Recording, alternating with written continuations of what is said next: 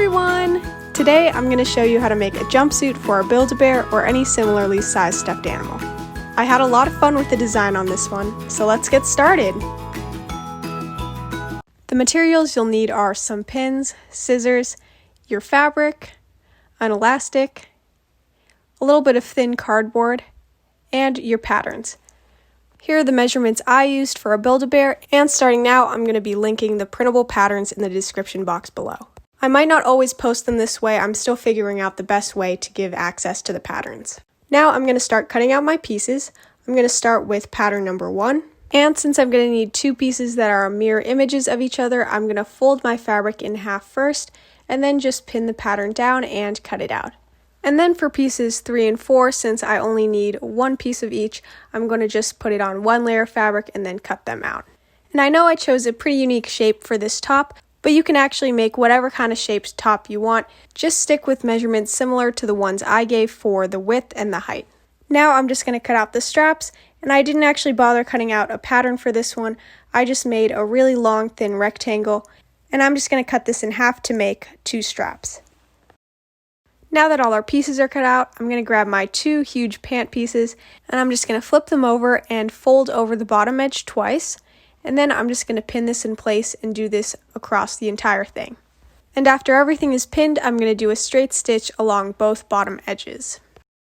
After all that's hemmed, I just want to point out that one of the curves doesn't cut in as deep, and we're actually going to measure from that curve 4 inches over, and then I'm just going to cut it right at that 4 inches mark. And yes, I usually would just have these as 2 separate pieces on the template, but this does make the hemming a little faster, so I'm just going to cut it right now. So I'm just cutting through both layers, and mine is a little crooked, but that's okay. Now I'm just going to set the smaller pieces aside and work with the big pieces, and I'm just going to flip them good side to good side and then pin them right along the curve. And then I'm just going to do a straight stitch up that curve to connect them. After that's done, I'm just going to lay it out flat, and then I'm going to grab my elastic, and mine is pretty thick, but you can have a thinner elastic if you want. And I want to attach this entire piece of fabric to this short elastic, so I'm going to sew on the elastic with a zigzag stitch while lightly pulling it until the end meets up with the end of the fabric. And this will make the fabric gather nicely and will make it easier to fit on your stuffed animal. And since my elastic was so thick, I just did the stitch on the bottom, and it'll look kind of messy, but that's okay. So now I'm going to grab that long rectangle, which is going to be the back piece, and now I'm going to fold up what's going to be the top edge twice, and then I'm just going to pin this and do this all the way down. I later realized I made this piece way too long, so I adjusted the measurements in the description box to be smaller and also the ones I showed on screen. After it's all pinned down, I'm just going to do a straight stitch on the bottom. After that, I'm going to grab my ruffled pants piece, and I'm going to line them up good side to good side with the raw edges together. And since the pants fabric is gathered, I'm going to have to stretch that elastic while I sew so that the top part will also get ruffled. I also did a zigzag stitch for this one, and after that I realized that my top part was way too big, so I'm going to trim this off, but yours should be much smaller, and so you probably won't have to do this. Now we can set that aside, and I'm going to grab my smaller pants pieces, and I'm going to put them good side to good side and pin the curves together. And then I'm just going to do a straight stitch along that curve to sew them together. After that, I'm going to grab my piece for the top, and now I'm just going to hem all the raw edges. So I'm just folding over the edges like this and then pinning them down. After making the entire jumpsuit, I ended up making this piece shorter in the measurements I give, and that's just so it fits the stuffed animal better. So that's why the one I'm showing here might look a lot taller. And after I folded all the edges over, I'm just going to do a straight stitch along all of them. After that's done, I'm going to pin it good side to good side with that front piece of the pants, and I'm just going to start in the middle and then pin the other 2 sides. And then I'm just going to do a straight stitch along here to connect them. And after that, I realized that since the front part of my top is taller than the back part, I'm going to have to hem over the sides. So I just did that, but you won't have to do that with the new measurements I give. Now we can finally connect our front and back pieces, so I'm just flipping them good side to good side and pinning the sides together. And then I'm just going to sew them together with a straight stitch.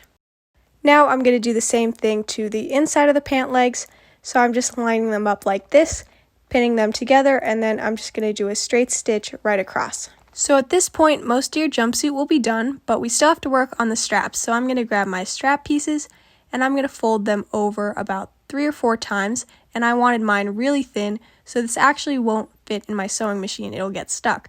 So I'm just going to do a simple in and out stitch with a needle and thread, going all the way down so I have nice clean edges. You can actually make the straps as thick or as thin as you want, but I wanted them really thin for this look, so now I'm going to have to do this to both straps. Now to sew the straps on, I'm first going to put my jumpsuit on my stuffed animal, and that's just so I know exactly where the straps are going to go.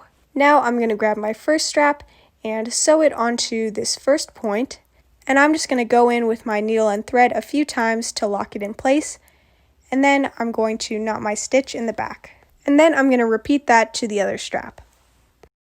Now onto the back. I actually didn't like how far this top piece puffed out in the back, so before sewing the strap on, I kind of pleated 2 sides in like this to make kind of a triangle, and then I just sewed that in place and then sewed the strap on top of that, and that kind of helped the puffiness for me, but you may not have to do this at all. And then I'm going to repeat the same thing for the other strap.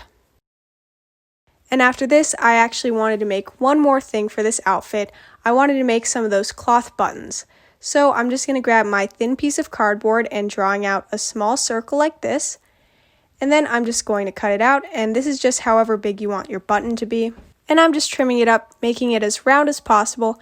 And I'm also going to grab a scrap piece of the same fabric I used. And please ignore the scraps in the background. I'm also going to need some extra scrap fabric. I'm just going to use some from a sock, but you can just use the same fabric if you want. And this is actually going to go on top of that little piece of cardboard. And then we're going to wrap that in the same fabric we used for the jumpsuit. And so that's why I cut out this small circle of fabric, but it ended up being too small, so I just didn't show it and skipped over it. And now I'm just going to cut out a new piece that is probably a little bigger than a quarter, but you just need a piece big enough to cover the entire piece of cardboard and scrap fabric. So it's important to lay the fabric down first and then put the cardboard on top of that. So the top of the button is going to be kind of round and soft, and then we're just going to wrap that matching fabric around the entire thing.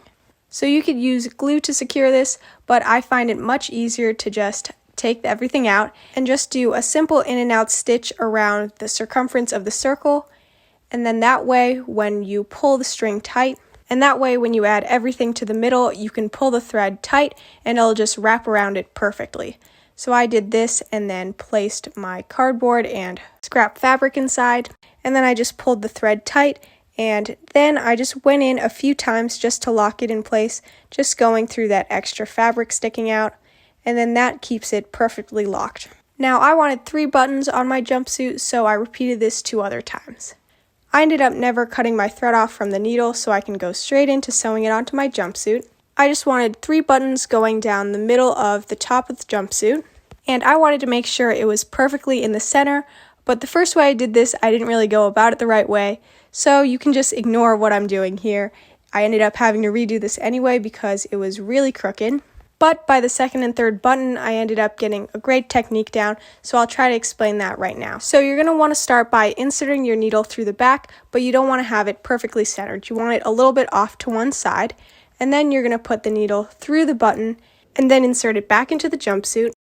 And then once you have the button technically on, I just kind of do a few cross stitches in the back that kind of end up in the shape of a star, and that locks it in place really well. And after the buttons are on, you are done. So I'm going to try this on my stuffed animal, and it was a little hard to get on because I made the straps really tight, but I think it turned out looking amazing in the end. I know it was a little complicated to make, but you can make some adjustments to make it simpler and to fit your style. I really hope you enjoyed this video. Please like, comment, and subscribe to my channel if you want to see more. And don't forget to click the links in the description box below if you want to recreate this jumpsuit using the patterns I made. Thanks so much for watching. I'll see you next time. Bye!